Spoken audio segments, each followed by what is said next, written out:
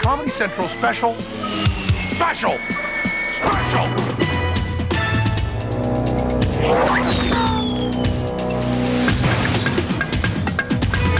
Presentation. Well, we did it. Hi, I'm Al Franken, Comedy Central's chief political correspondent, and it is with no small sense of pride that we at Comedy Central are here to witness the inauguration of Bill Clinton as our nation's 42nd president. A year ago, we at Comedy Central set out to elect a Democratic president with biased coverage of the two political conventions and the crucial vice presidential debate. And here we are. Yippee! How do we do it? Well, for the next half hour, we'll show you highlights of our biased coverage, featuring scathing ridicule of the Republican Party and an occasional jab at the Democrats, which only served as a smokescreen for our true agenda, the election of Bill Clinton, or more precisely, getting rid of George Bush and Dan Quayle, too. We couldn't be prouder. And following our highlight show, we'll have full inauguration coverage of the swearing-in ceremony as Bill Clinton takes the oath of office. Yahoo! In 1992, only one network let Americans exercise their most precious right, the right to laugh at our leaders. So, from the State of the Union, to the national conventions, to the debates, right through to election night, in an unprecedented 30 hours of live coverage, Americans could finally see politics the way they should be seen. On a comedy network. Comedy Central. InDecision 92. Ladies and gentlemen, we interrupt our regularly scheduled programming to bring you the following live presentation.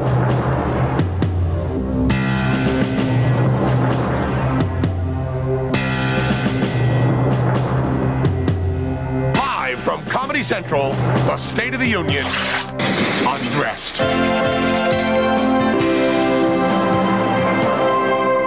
You're looking live at the Capitol of the United States. Those doors, by the way, are made of bird's eye maple. That is the Sergeant at Arms, and he's making some kind of an announcement. Announcing the President of the United States entering the building. George Bush. While the President is entering, Al, let me ask you, what are you looking for in tonight's speech? Basically, I guess I'm looking for an apology. You know, the President promised, among other things, in 1988 to create 30 million new jobs during his first term, and he's short by approximately 30 million. So this is a big speech for the president, but I look for him to take credit for Operation Desert Storm, also for the end of the Cold War. I think he'll do that early. Also, I believe he'll mention Elvis, and look for him to do that early as well. Al, I think you're neglecting the fact that the president certainly created 2 jobs here tonight in the form of yours and my own. Well, 1. Right, you have a job. Okay, before the president begins to speak, I think you can expect him to reach the podium in just a moment. He's shaking hands with Speaker Foley.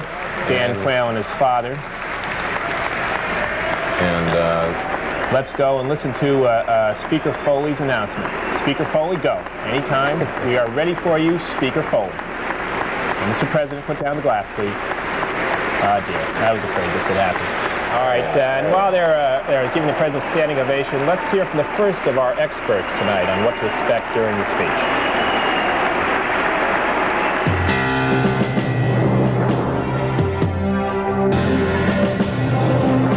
I predict this evening in the State of the Union address that President Bush will be talking about the American economy, pushing people to invest back in the United States and creating jobs here at home. He'll also be talking about investing in the Soviet Union as well.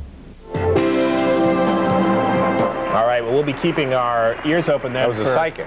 That was a psychic. Ironically, you wouldn't need psychic powers to make that kind of prediction. Well, I don't think it's any proof that he doesn't have psychic powers. Thank you, Mr. Speaker. I don't think so either. Now, let's go to the president. He's about to say something.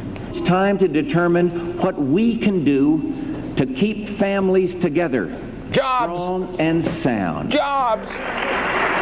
Coming up next, the Democratic Convention, when InDecision 92 in review continues. I guess the first convention I remember would be the '64 Republican Convention. I'll never forget when the Rockefeller Republicans marched out. Of course, the '68 Democratic Convention in Chicago would have to be the most disturbing. And I think that's what we at Comedy Central can do with this year's conventions. Make them memorable. You know, be funny, sure, but present them for what they are, history. It's our responsibility.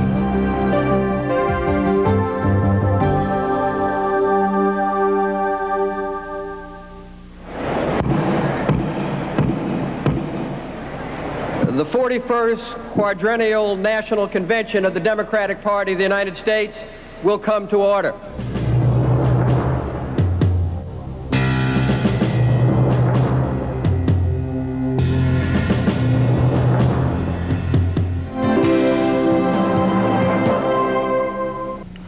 Good evening. Welcome to New York City, where the Democratic National Party will give Arkansas Governor Bill Clinton its nomination for President of the United States. I already know that, and why am I listening to you, you might be thinking. Well, I'm Al Franken, and I'll be anchoring what we hope will be 4 historic programs bringing you 2 hours of coverage each night of this convention. It is perhaps fitting that Comedy Central is bringing you almost twice the coverage of any of the major broadcast networks, living as we do in an era where the wall between news and entertainment has been eaten away like the cartilage in David Crosby's septum. We're at the Democratic Convention, and helping me out is an all-star lineup of comedians, writers, analysts, journalists, humorists, pundits, headed by our floor correspondent, Buck Henry. Buck? Well, Al, as you know, because you were there, I was at the Atlanta Convention in 1988, which, of course, nominated Michael Dukakis, and I'd say that these delegates here tonight in New York are every bit as optimistic and confident as they were 4 years ago. Well, thanks, Buck. Thank you. I have to admit that the prospect of sitting at this desk 2 hours a night, all 4 nights of this convention, is a bit daunting. So I decided to seek the advice of a man who has done this job for quite a while with tremendous skill and grace, a man who I've gotten to know during my years at NBC, a man who I am proud to call my friend, Tom Brokaw. Well, it's just that I've never anchored before, let alone at, at a convention, and I'm pretty nervous. Well, I guess the best piece of advice I can give you is that you really have to do your homework in advance. 95% of this job is the advanced preparation. Tom, do you think maybe I could borrow your notes? The business of being an anchor is really a process that you kind of have to earn, and it wouldn't be fair not just to your audience, but it wouldn't be fair to you if I were to just turn over my notes and then you could use those. I just don't. No, I got the picture. No, that's fine. No, they're your notes. Okay, listen, I got to go do a little editing here, but I'll be right back. Okay. Oh, sure.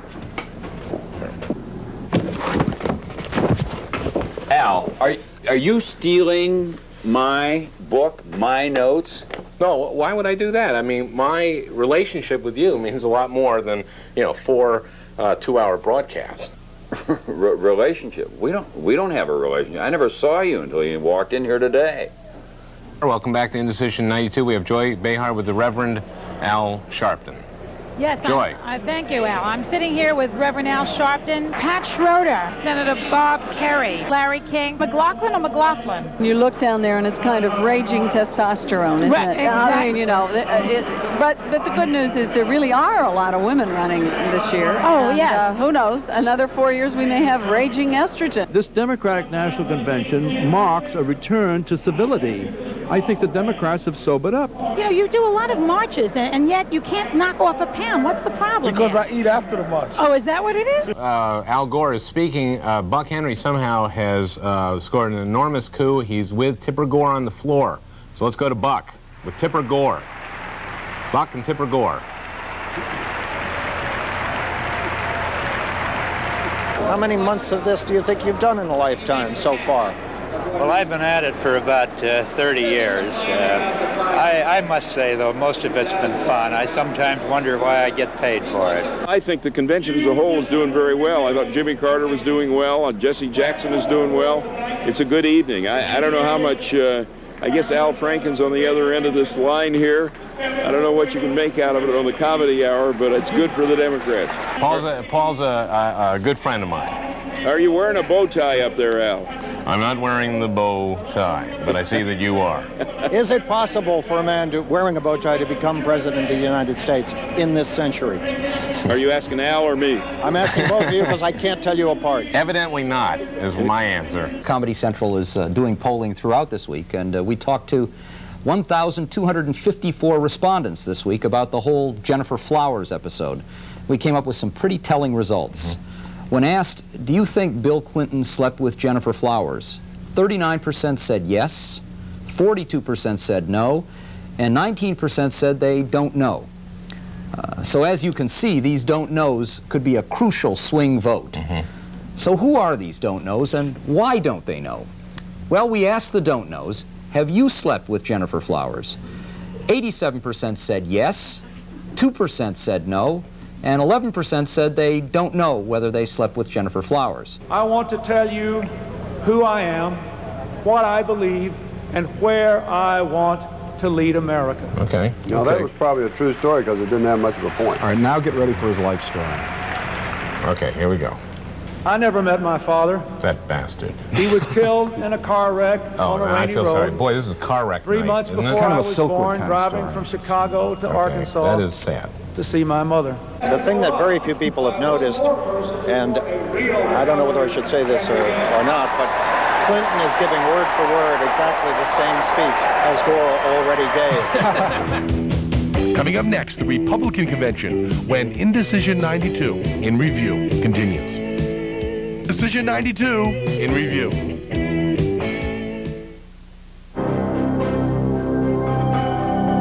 Is 1992 the year of the woman in American politics?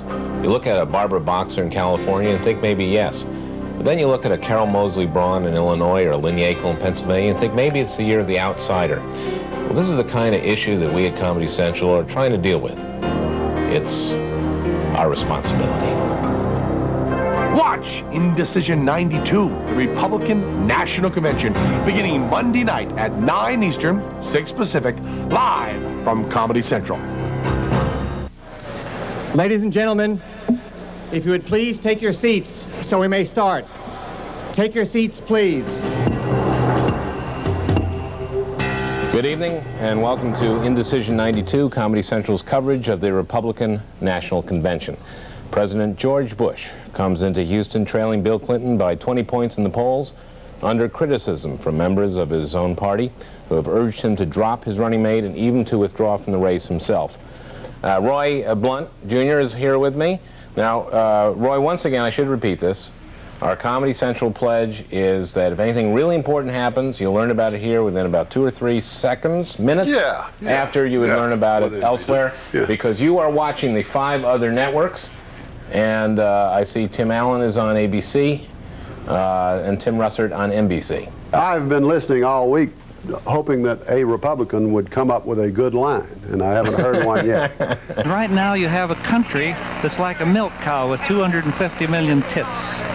Well, there's a new one. Yes, it is. Yes, it is. I don't think I've ever heard that one before. Well, no. But think of the vision of it. Yeah, I'm a little embarrassed, Al, because, and I should say this to George too, because when you said I was going to interview George Bush, I naturally thought, because we had asked the president and he hadn't said no, and so my questions, my first question, for instance, is, how are you feeling, Mr. President, is the first one, and I have lousy, thank you. Hello. This is Bush. Bush, this is Penn Jillette, Lawrence O'Donnell. We're from Comedy Central. Do you know a good joke? Just one joke?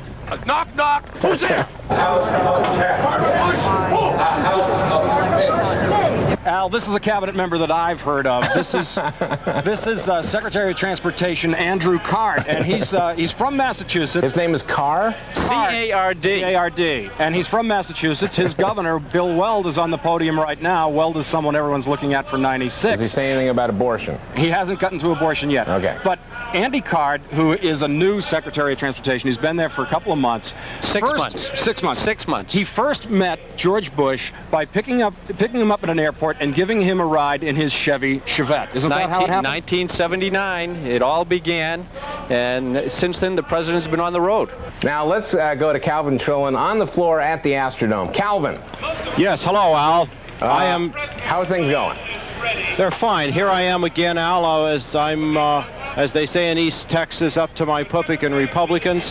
This is Domestic Policy Day. That's the theme. And so we are searching for delegates who work as domestics. This is in keeping with what we did yesterday on foreign policy when we looked for delegates that were rather foreign-looking. But we've kept that up, the foreign-looking business, and we've had a report of somebody in Rhode Island. The description is, looks a little Portuguese around the eyes. Well, you got salad too? Yeah. Mr. Chairman. Damn good salad. There he goes. Delegates to this convention and friends around America, with gratitude and a sense of mission, once again, I accept your nomination as Vice President of the United States. He's self-incinerating in a cauldron of peffle. I was waiting for that. The twaddle and hokum cannot be far behind. I come from Huntington. Good salad. A small farming community in Indiana. He comes from Scottsdale, Arizona. I had an upbringing small like golf many of my course. generation. Grew up on the 11th hole. Family. Tell the truth. Public school. Come clean. Thank you very much. And I am proud to receive and I'm honored to accept your nomination for President of the United States. And I'm heartened. I'm heartened by the polls, the ones that say I look better in my jogging shorts than the governor of Arkansas. Well, that's, what's the governor of Arkansas doing in his jogging shorts? That's a story. Coming up next, the vice presidential debate and election night when Indecision 92 in Review continues. Welcome back to Indecision 92 in Review. Tonight, Dan Quayle, Al Gore, and that new guy debate the future of our nation. Comedy Central couldn't make up comedy this good. Watch Indecision 92, the vice presidential debate, the biggest comedy event of the year. Next, live and commercial-free right here at Comedy Central. Good evening. I'm Al Franken, Comedy Central's chief political correspondent. In just a few minutes, we're going to be bringing you the vice presidential debate live from Georgia Tech in Atlanta. I'll be watching the debate with, I hope, the rest of you at Comedy Central. Frankly, I'm hoping for big entertainment tonight. He will raise your taxes. He will increase spending. He will make government bigger. Jobs will be lost. We're telling our children and all future generations that we weren't willing to face up to this obligation. You've talked about Jim Baker. You've talked about trickle-down economics. You've talked about the worst economy in 50 years. You haven't told us one reason why Bill Clinton is qualified to be president of the United States. I'll be happy to. I want to go back and make a point. Well, you've asked me a question. If you won't answer my question, I will answer yours. I've made a statement. I have not asked a question. I've made a statement that you have not told us why Bill Clinton is qualified to be President of the United States. I pointed out what he said about the Persian Gulf War. But let me repeat it for you. Here's what he said, Senator. You know full well what he said. You want me to answer your question? I'm making a statement, then you can answer it. All right. Can we give Admiral Stockdale a chance to come in here, please? And again, audience. Here's what he said. If the vote, this is the Persian Gulf War, the most important event in his political lifetime. And here's what Bill Clinton says. If it was a close vote, I'd vote with the majority. Right. Let's give Admiral Stockdale a chance to come in. That qualifies you for being President of the United States. I hope America is listening very closely to this debate tonight. And I think America is seeing right now the reason this nation is in gridlock.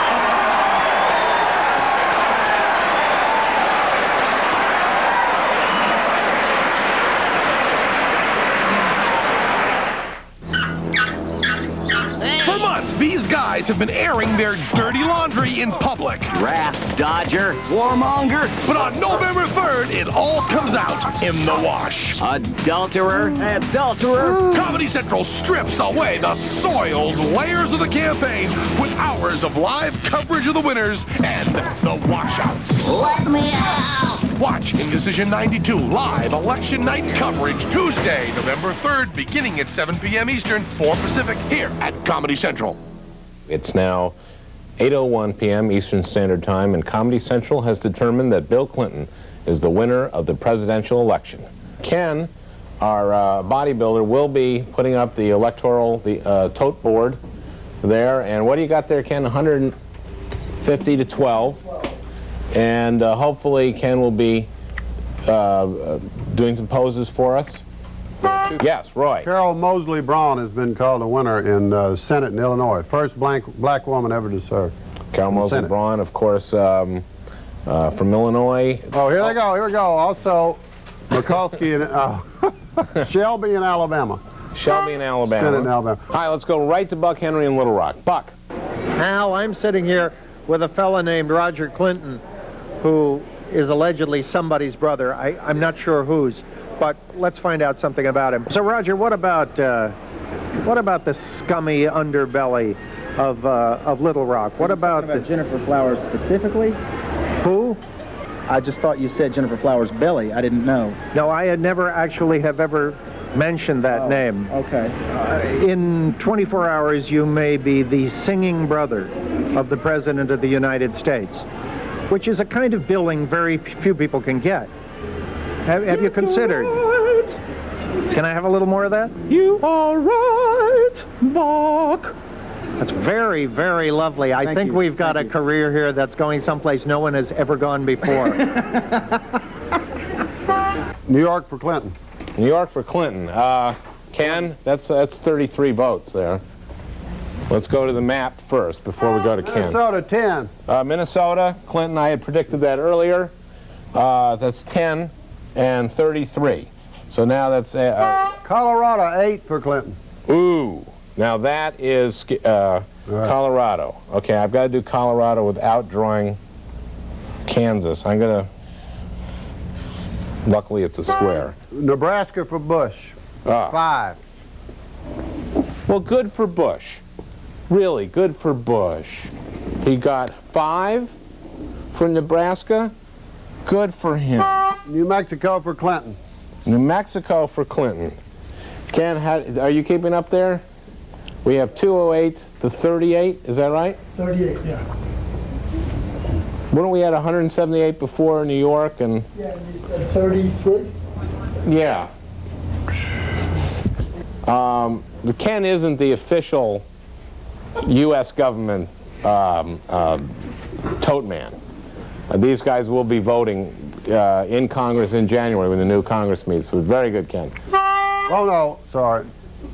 False alarm. George Bush has reason to be proud. He is the incumbent. It is unusual for an incumbent president to lose, and to lose this badly. Sort of a gracious speech by the defeated president. Well, let's go to Ben Stein in Houston, who's there with the president. Ben, what's the feeling there? Ben. Hi, this is Ben Stein live from Houston, where President Bush has just conceded an overwhelming defeat by Governor Clinton. The evening, however, has not been a total loss because I have met Kelly Noltein, who is in charge of selling the tickets for the wine, soft drinks, and cocktails at the that we all enjoyed tonight. This is history. This is Bill Clinton in Arkansas. Let's go to that. His victory speech. We were the first to call this election. We're 1 for 1. We've never been wrong. And now it's time to say goodbye. See you in 4. For Quayle's first try, I'll miss you and him. There's a tear in my eye. The news is a show. The show is the news that's infotainment. Well, I hope you enjoyed our version of the making of the president 1992. Well, it's 11:45, and in a few moments, Bill Clinton will take the oath of office and will be inaugurated as our nation's 42nd president. Or will he? This has been a topsy-turvy campaign, and if there's one thing we've learned, it's that nothing is certain in the world of politics. So stay tuned for the swearing-in ceremony. Who knows what could happen? For those of you watching... From Washington, D.C., the most exciting city in the world, Comedy Central presents the 1993 presidential inauguration, starring Bill Clinton with Al Gore, Hillary Clinton and Tipper Gore, Chief Justice William Rehnquist, and featuring Marilyn Horne, the Reverend Billy Graham, Maya Angelou, and the Philander Smith College Choir of Little Rock. And now, here is your host, Comedy Central's chief political correspondent, Al Franken. Hello, I'm Al Franken, and welcome to our nation's capital, where in just a few moments, William Jefferson Clinton, the man from Hope, will be sworn in as our nation's 42nd president. It's hard to believe, really. It's been 16 years since the inauguration of a Democrat. 16 years. Now, to give you some idea of just how long 16 years is, 16 years ago today, Jimmy Carter was sworn in as president. Just to give you some idea. The theme of this inauguration has been an American reunion, and a reunion it has been. As you can see, there are literally hundreds of people here to watch the swearing in, which will take place on the Capitol steps behind me, I don't know, maybe 10 feet away. Now, unfortunately, some of the focus has been drawn away from the inauguration by events in Iraq. And by the way, if you watch closely, you'll see President Bush will be holding a small cellular phone on the platform so that he can call in airstrikes during the ceremony itself. You see, he is still the president till the very moment Chief Justice Rehnquist finishes administering the oath to Bill Clinton. In fact, since Al Gore will be sworn in first as vice president, for a couple of minutes today, George Bush will be president while Al Gore is vice president, and the Secret Service believe that those brief moments will be the greatest window of danger that Bush has faced during his administration. It's my last Dan Quayle joke. As for Bill Clinton's speech, I predict a moving address, a call for a mutual sacrifice, for a coming together, a plea for this generation of Americans to seize our moment in history, or something like that. Well, we're just about ready for the ceremony. Did I mention Rush Limbaugh is really fat? Oh, I think we're ready. Let's go. Mr. President, Mr. Vice President, Mr. Speaker, Mr. Chief Justice, former President and Mrs. Carter, President-elect Clinton and Vice President-elect Gore, my colleagues and guests, welcome to the 1993 presidential inauguration.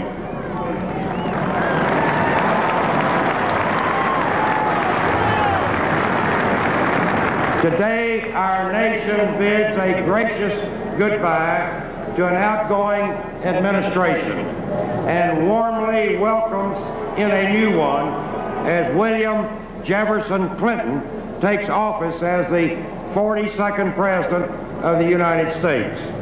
This peaceful and orderly transfer of power that we will soon witness is a remarkable tribute to the genius of the Constitution and the enduring strength of our political system and our proud national heritage.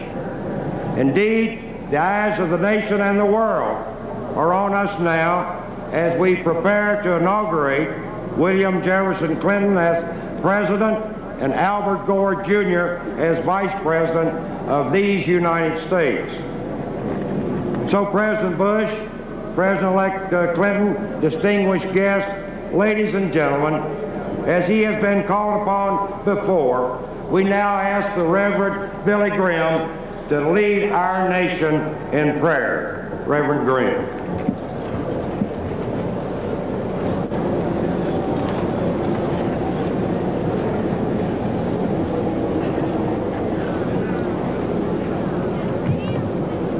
Shall we pray?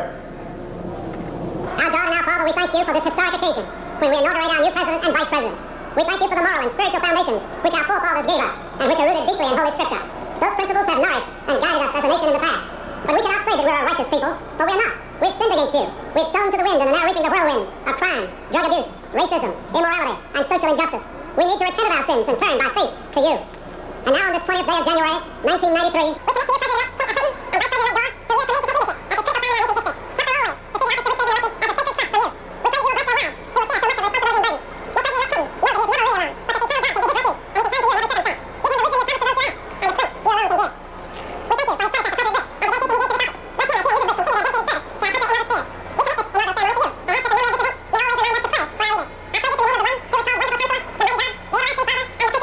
Amen.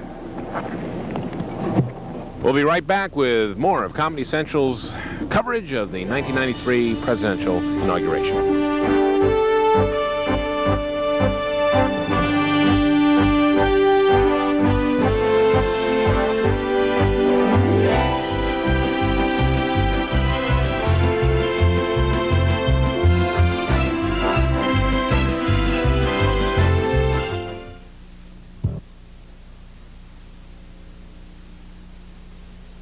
Welcome back to Comedy Central's exclusive coverage of the 1993 presidential inauguration. You know, we're the only people covering this event.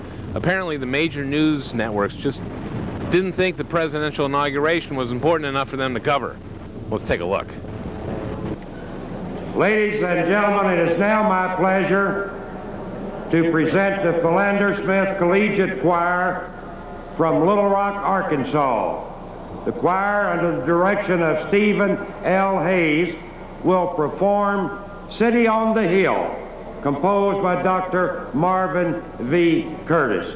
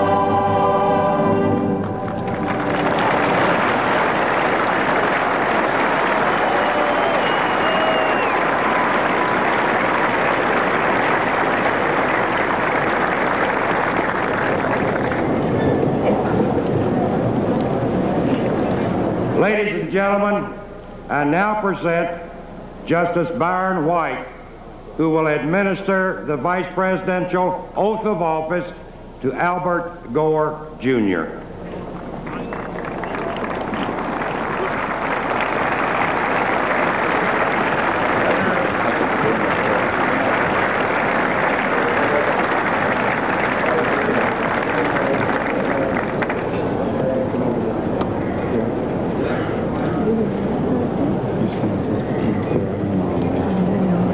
Senator, you will raise your right hand and repeat after me.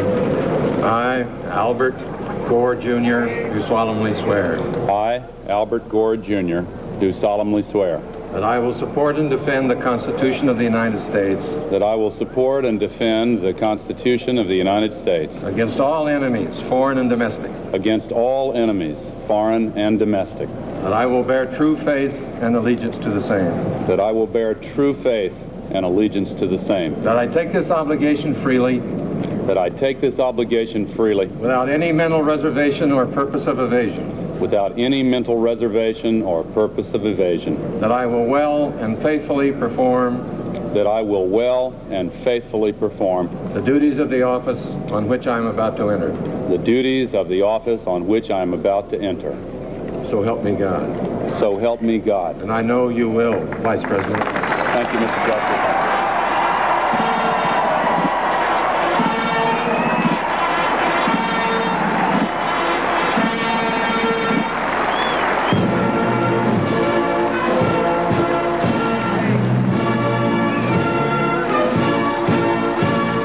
Oh, this is going great. I'm going to take a visit to the Port of Sand or maybe a tree or find one of these statues. We'll be back, and don't go away. Anyone know where the Washington Monument is?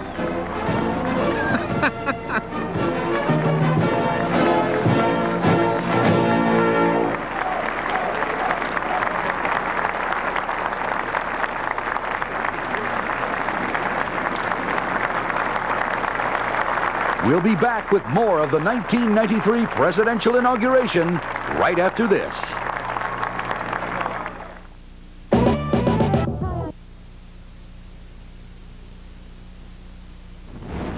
Welcome back to Comedy Central's exclusive coverage of the 1993 presidential inauguration.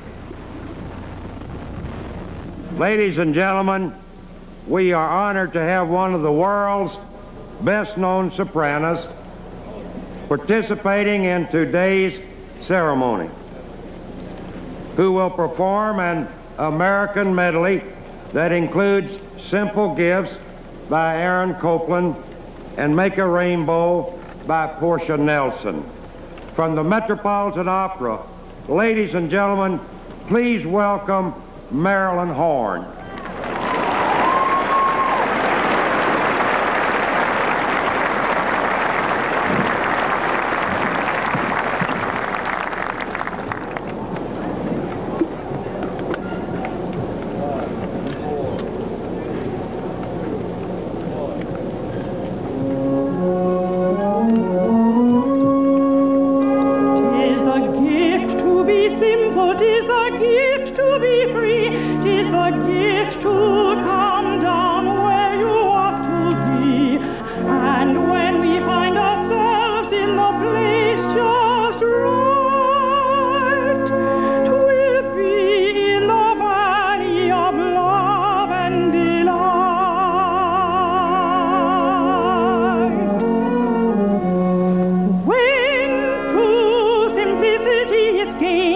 To bow and to bend, we shan't be ashamed. To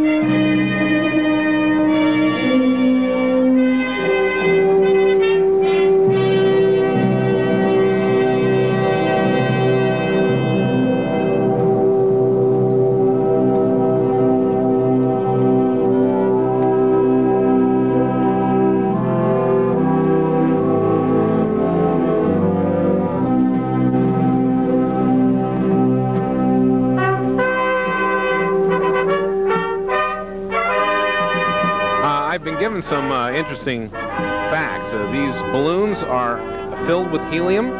They take about 25 minutes to inflate. The largest is the Superman balloon, and the newest addition is Bart Simpson, who made his debut. I'm sorry, someone must have handed me the the wrong sheet of paper. Stay tuned for more inauguration coverage.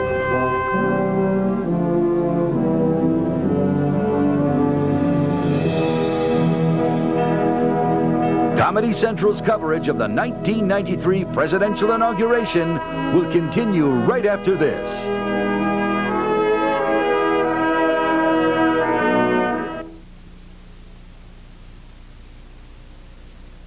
We now return to the Capitol building and the 1993 presidential inauguration, where Bill Clinton is speaking.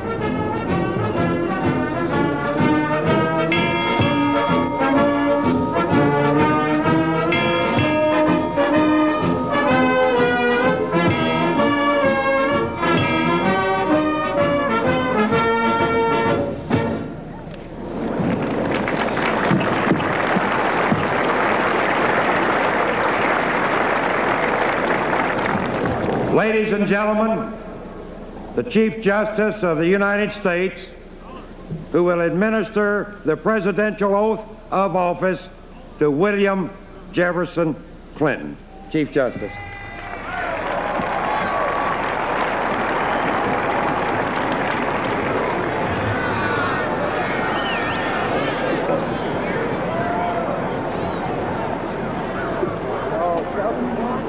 Governor, are you ready to take the oath? I am. Will you please raise your right hand and repeat after me? I, William Jefferson Clinton, do solemnly swear. I, William Jefferson Clinton, do solemnly swear that I will faithfully execute the office of President of the United States. That I will faithfully execute the office of President of the United States. And will to the best of my ability. And will to the best of my ability. Preserve, protect, and defend the Constitution of the United States. Preserve, protect, and defend the Constitution of the United States. So help me God. So help me God. Congratulations.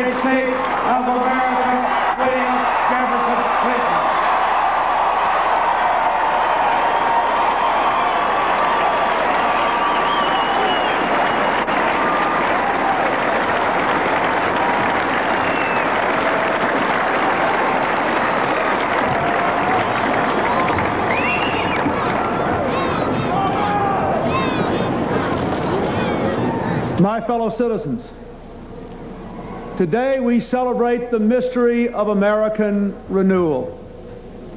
This ceremony is held in the depth of winter, but by the words we speak and the faces we show the world, we force the spring. A spring reborn in the world's oldest democracy, that brings forth the vision and courage to reinvent America. When our founders boldly declared America's independence to the world and our purposes to the Almighty, they knew that America, to endure, would have to change.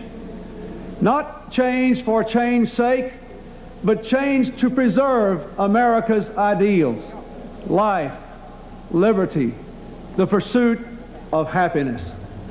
Though we march to the music of our time, our mission is timeless. Each generation of Americans must define what it means to be an American. On behalf of our nation, I salute my predecessor, President Bush, for his half-century of service to America.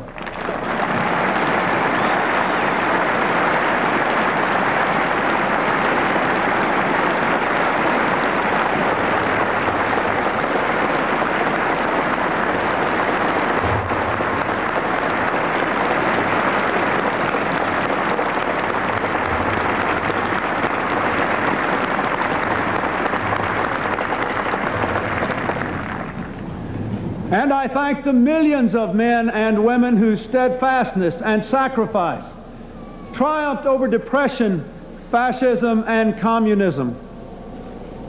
Today, a generation raised in the shadows of the Cold War assumes new responsibilities in a world warmed by the sunshine of freedom, but threatened still by ancient hatreds and new plagues.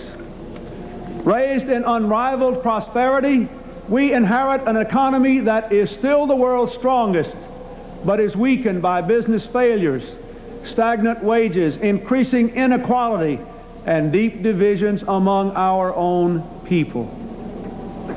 When George Washington first took the oath I have just sworn to uphold, news traveled slowly across the land by horseback and across the ocean by boat. Now the sights and sounds of this ceremony are broadcast instantaneously to billions around the world. Communications and commerce are global. Investment is mobile. Technology is almost magical. And ambition for a better life is now universal. We earn our livelihood in America today in peaceful competition with people all across the earth. Profound and powerful forces are shaking and remaking our world. And the urgent question of our time is whether we can make change our friend and not our enemy. This new world has already enriched the lives of millions of Americans who are able to compete and win in it. But when most people are working harder for less, when others cannot work at all, when the cost of health care devastates families and threatens to bankrupt our enterprises great and small, when the fear of crime robs law-abiding citizens of their freedom, and when millions of poor children cannot even imagine the lives we are calling them to lead, we have not made change our friend. We know we have to face hard truths and take strong steps, but we have not done so. Instead, we have drifted, and that drifting has eroded our resources, fractured our economy, and shaken our confidence. Though our challenges are fearsome, so are our strengths. Americans have ever been a restless, questing, hopeful people, and we must bring to our task today the vision and will of those who came before us. From our revolution to the Civil War, to the Great Depression, to the Civil Rights Movement, our people have always mustered the determination to construct from these crises the pillars of our history. Thomas Jefferson believed that to preserve the very foundations of our nation, we would need dramatic change from time to time.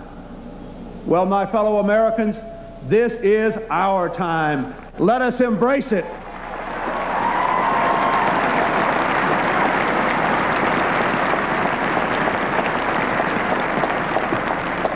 Our Our democracy must be not only the envy of the world, but the engine of our own renewal. There is nothing wrong with America that cannot be cured by what is right with America.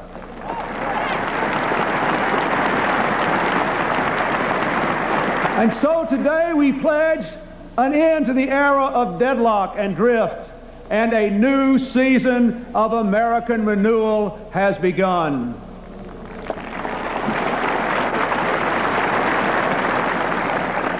To renew America, we must be bold. We must do what no generation has had to do before. We must invest more in our own people, in their jobs, and in their future, and at the same time cut our massive debt. And we must do so in a world in which we must compete for every opportunity. It will not be easy. It will require sacrifice. But it can be done, and done fairly. Not choosing sacrifice for its own sake, but for our own sake. We must provide for our nation the way a family provides for its children. Our founders saw themselves in the light of posterity. We can do no less. Anyone who has ever watched a child's eyes wander into sleep knows what posterity is. Posterity is the world to come, the world for whom we hold our ideals, from whom we have borrowed our planet, and to whom we bear sacred responsibility. We must do what America does best: offer more opportunity to all and demand more responsibility from all.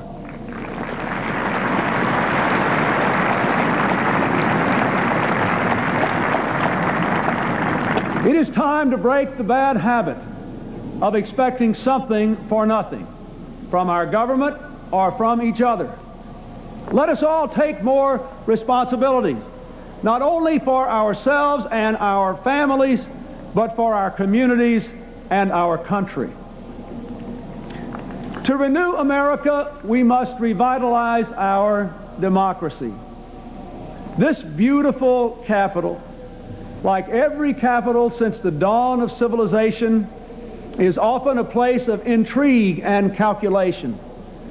Powerful people maneuver for position and worry endlessly about who is in and who is out, who is up and who is down, forgetting those people whose toil and sweat sends us here and pays our way.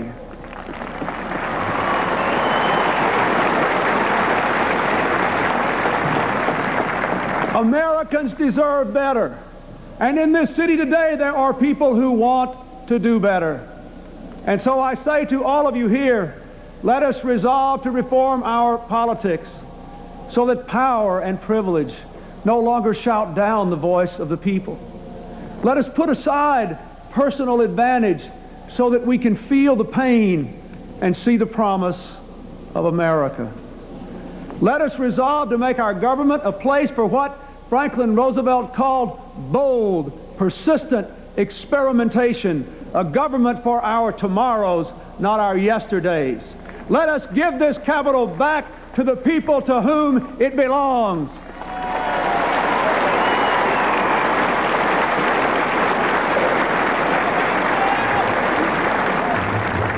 To renew America, we must meet challenges abroad as well as at home. There is no longer a clear division between what is foreign and what is domestic. The world economy, the world environment, the world AIDS crisis, the world arms race, they affect us all. Today, as an old order passes, the new world is more free but less stable. Communism's collapse has called forth old animosities and new dangers. Clearly, America must continue to lead the world we did so much to make. While America rebuilds at home, we will not shrink from the challenges nor fail to seize the opportunities of this new world. Together with our friends and allies, we will work to shape change lest it engulf us. When our vital interests are challenged or the will and conscience of the international community is defied, we will act. With peaceful diplomacy whenever possible, with force when necessary. The brave Americans serving our nation today in the Persian Gulf, in Somalia, and wherever else they stand are testament to our resolve. We'll be right back with more of Bill Clinton's speech and the rest of the 1993 presidential inauguration right after this.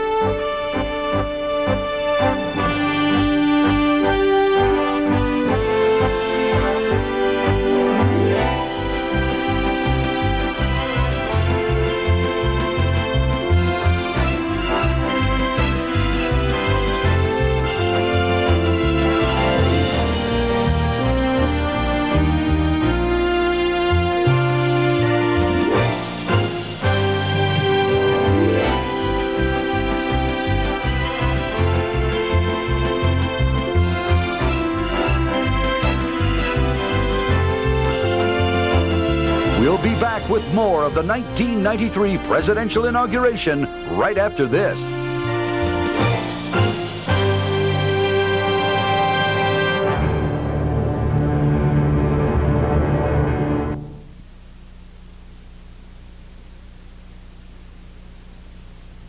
Welcome back to the 1993 presidential inauguration. Here once again is Bill Clinton. But our greatest strength is the power of our ideas, which are still new in many lands. Across the world we see them embraced and we rejoice. Our hopes, our hearts, our hands are with those on every continent who are building democracy and freedom. Their cause is America's cause. The American people have summoned the change we celebrate today. You have raised your voices in an unmistakable chorus. You have cast your votes in historic numbers, and you have changed the face of Congress, the presidency, and the political process itself. Yes, you, my fellow Americans, have forced the spring. Now we must do the work the season demands. To that work I now turn with all the authority of my office. I ask the Congress to join with me. But no president, no Congress, no government can undertake this mission alone. My fellow Americans, you too must play your part in our renewal. I challenge a new generation of young Americans to a season of service, to act on your idealism by helping troubled children, keeping company with those in need, reconnecting our torn communities. There is so much to be done. Enough indeed for millions of others who are still young in spirit to give of themselves in service too. In serving, we recognize a simple but powerful truth. We need each other, and we must care for one another. Today we do more than celebrate America. We rededicate ourselves to the very idea of America. An idea born in revolution and renewed through 2 centuries of challenge. An idea tempered by the knowledge that but for fate, we, the fortunate and the unfortunate, might have been each other. An idea ennobled by the faith that our nation can summon from its myriad diversity the deepest measure of unity. An idea infused with the conviction that America's long, heroic journey must go forever upward. And so, my fellow Americans, as we stand at the edge of the 21st century, let us begin anew with energy and hope, with faith and discipline, and let us work until our work is done. The Scripture says, and let us not be weary in well-doing, for in due season we shall reap if we faint not. From this joyful mountaintop of celebration, we hear a call to service in the valley. We have heard the trumpets. We have changed the guard. And now, each in our own way, and with God's help, we must answer the call. Thank you, and God bless you all.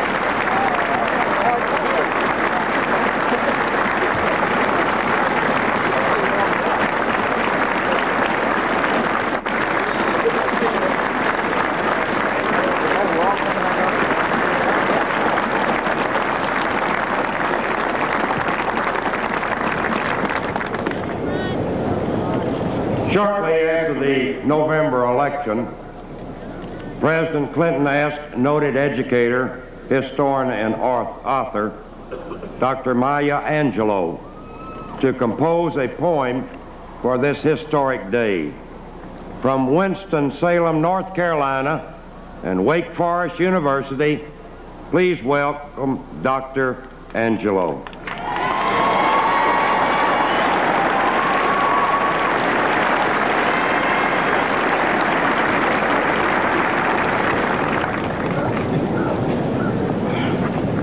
Mr. President and Mrs. Clinton, Mr. Vice President and Mrs. Gore, and Americans everywhere. A rock, a river, a tree, hosts to species long since departed, marked the mastodon, the dinosaur, who left dry tokens of their sojourn here on our planet floor. Any broad alarm of their hastening doom is lost in the gloom of dust and ages. But today, the rock cries out to us, clearly, forcefully, "Come, you may stand upon my back and face your distant destiny, but seek no haven in my shadow. I will give you no hiding place down here. You, created only a little lower than the angels, have crouched too long in the bruising darkness, have lain too long face down in ignorance, your mouths spilling words armed for slaughter. The rock cries out to us today, you may stand upon me, but do not hide your face. Across the wall of the world, a river sings a beautiful song. It says, come, rest here by my side.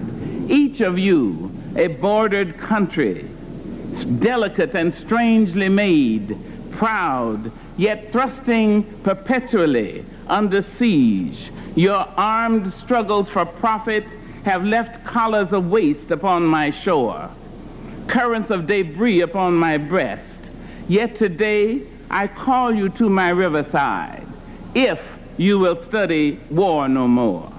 Come, clad in peace, and I will sing the songs the Creator gave to me when I and the tree and the rock were one. Before cynicism was a bloody sear across your brow, and when you yet knew, you still knew nothing. The river sang and sings on. There is a true yearning to respond to the singing river and the wise rock. So say the Asian, the Hispanic, the Jew, the African, the Native American, the Sioux, the Catholic, the Muslim, the French, the Greek, the Irish, the rabbi, the priest, the sheik, the gay, the straight, the preacher, the privileged, the homeless, the teacher. They all hear the speaking of the tree. They hear the first and last of every tree speak to humankind today. Come to me, here beside the river. Plant yourself beside the river. Each of you, descendant of some passed-on traveler, has been paid for. You who gave me my first name, you Pawnee, Apache, Seneca, you Cherokee Nation, who rested with me, then forced on bloody feet, left me to the employment of other seekers, desperate for gain, starving for gold.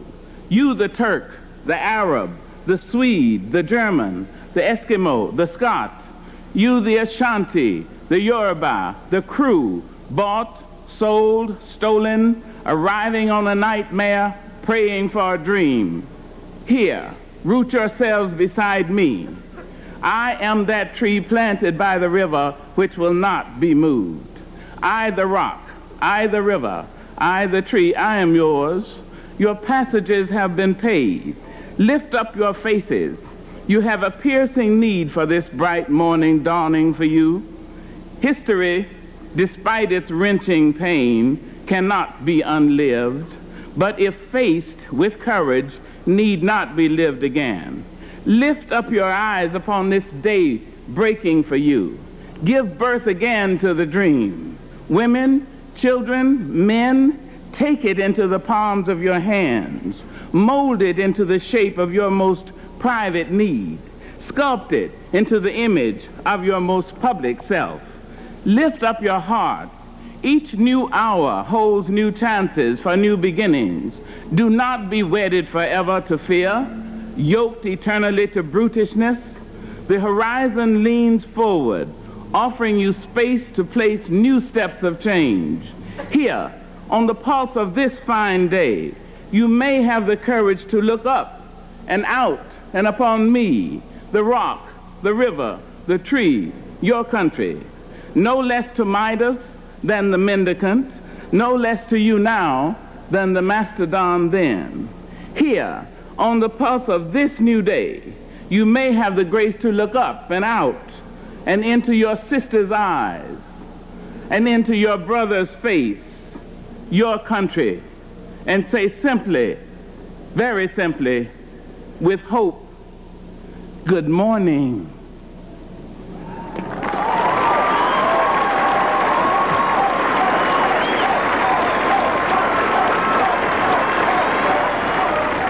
Stay tuned for a lot more of Comedy Central's exclusive coverage of the 1993 presidential inauguration, including a prayer from the Reverend Billy Graham.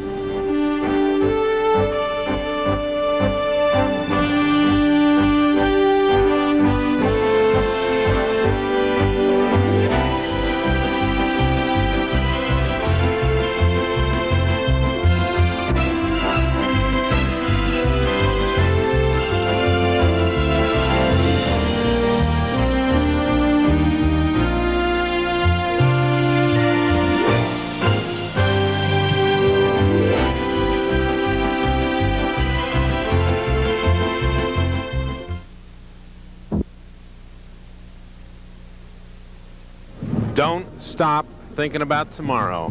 Don't stop, it'll soon be here. It'll be better than before. Wise words. Let's go back to the 1993 presidential inauguration.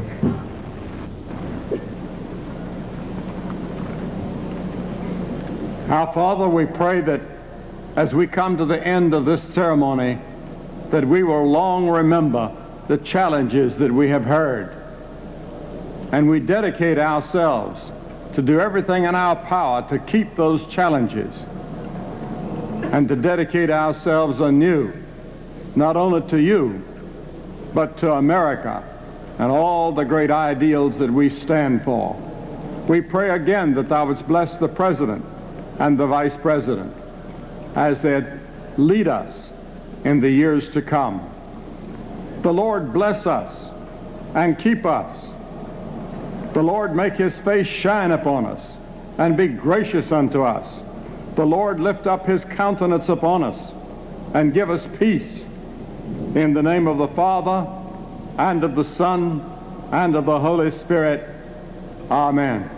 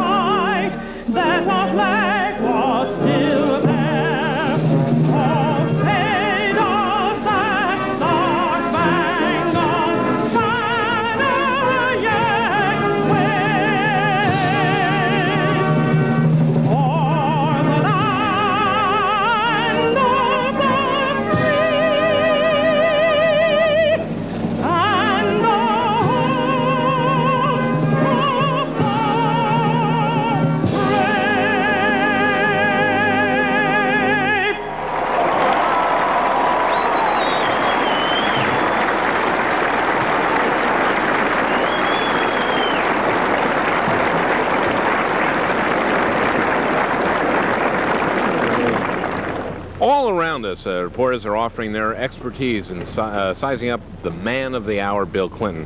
What about those with no expertise? Who speaks for them? Well, let's once again get the moron's perspective from correspondent Hank Fielding. Hank? Thank you, Al Franken. And so it has come to this. President Clinton, after 10 weeks in office, is finally forced to stake his claim, thanks to the curious but sad spectacle of a certain former president who didn't seem to know when to exit gracefully. I'm speaking, of course, about the bizarre actions of George Bush, who, since Clinton became president on November 4th, has refused to concede and vacate the White House.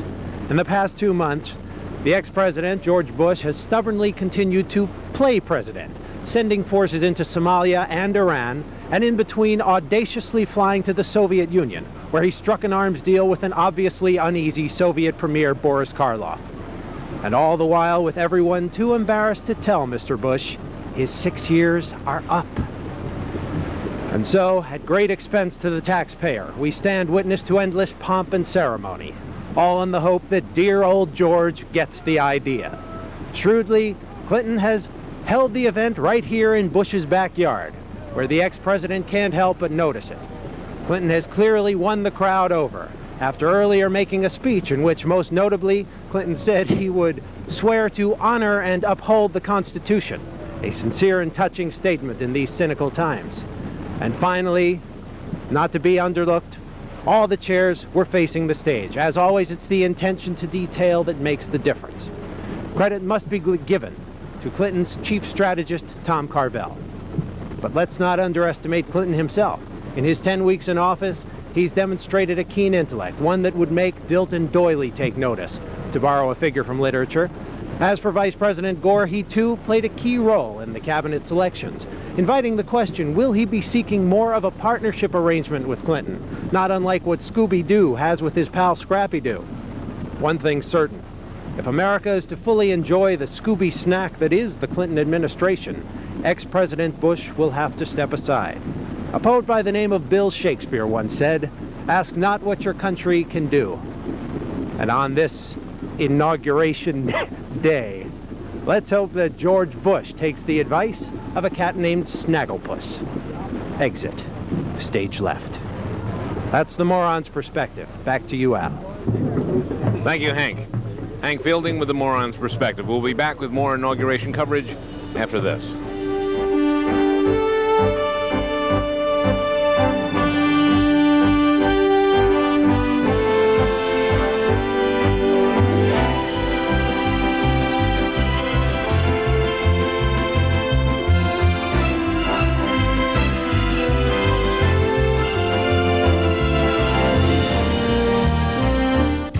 Jake Johansson.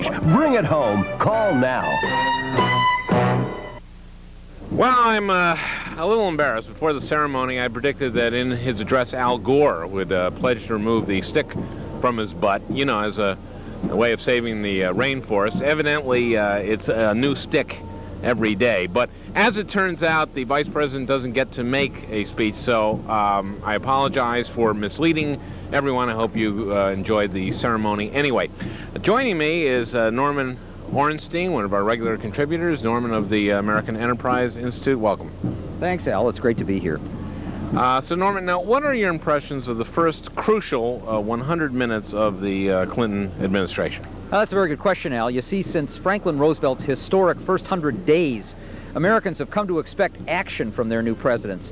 And unfortunately, as their expectations have grown, their attention spans just haven't. So thus, the first 100 minutes. Exactly. So what's the verdict? Well, first of all, Clinton has not reduced the deficit at all during the first 100 minutes of his administration. In fact, it's gone up by almost $60 million. So another campaign promise out the window. Well, yes, but he hasn't raised taxes, and he hasn't gotten us bogged down in a new foreign war. Right, so a mixed record. Now, Norman, as our pollster, I understand you have conducted a tracking poll to chart public opinion during the first 100 hours, minutes. The first 100 minutes, yes, and as you can see, the data show a tremendous volatility in popular sentiment, Al. Now, okay, what is this little valley right here? Well, that was actually during the speech. That's when Clinton called for us all to sacrifice. Okay. Okay, what about this tremendous valley here? That's Billy Graham. Actually, we've been doing these polls for the last 10 inaugurals now, and each time that valley has been getting deeper. And now this flat area here, what this flat thing, what's that? That's Maya Angelou's poem. In fact, this was so flat here, we decided to do a special poll. Now this is interesting. Only 1% of our respondents said Maya Angelou's poem was the most moving part of the ceremony. And of that group, 96% said that they themselves are, in fact, poets. The other 4% said they don't know if they're poets. Well, that's interesting. Yeah, our theory is that every one of the 4% is a poet, but doesn't know it. Okay, and finally, this at the end here, this rise right there. What's that? That's our coverage ending. Well, thank you, Norman. And on that note, goodbye from Washington, D.C., where Bill Clinton has been sworn in as our new president. Bye!